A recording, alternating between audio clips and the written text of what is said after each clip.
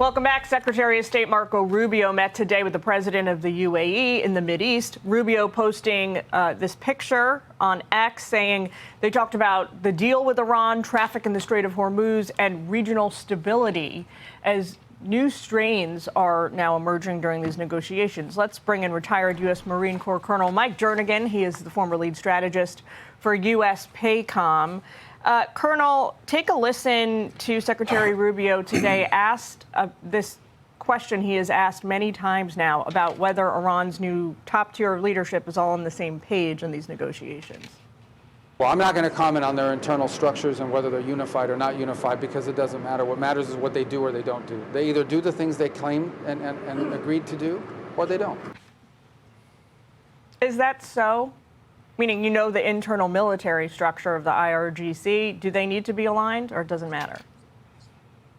Good afternoon, Jillian. I agree with Secretary Rubio. Essentially, he is attributing the wise Yoda, there is do and there is do not.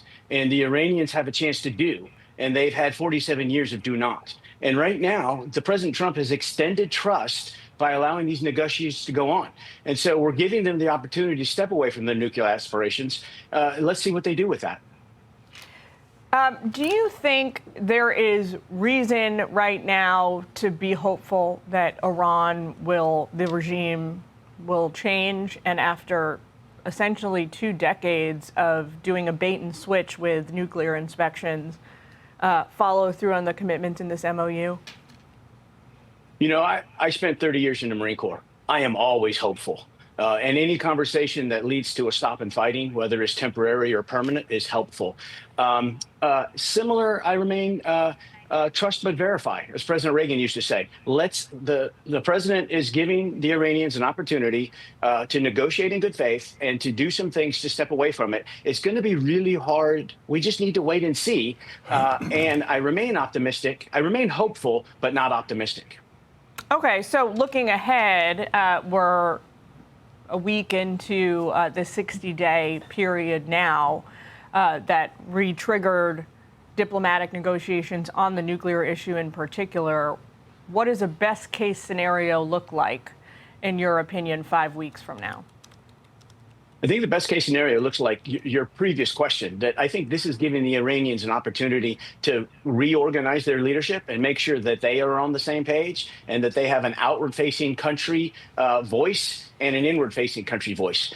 So in 5 weeks, on the positive side, I believe the Iranians will say, yes, the International Atomic Energy Committee can come in and inspect any site they wish, whenever they wish, with zero notice. And I expect that the Iranians, if they're truly going to be following through with this, will say, we welcome foreign journalists from any country that's not named Russia or the People's Republic of China to come in and show the world that we're doing what we're going to say we're going to do. Well, you got a sense of humor. Got to give it to you, Colonel. Thanks so much for taking time with us today. Good to talk to you. Hey, great to see you, Jillian. Good morning. Be sure to like and subscribe for all the Fox News latest on YouTube, and catch full shows streaming now on Fox One.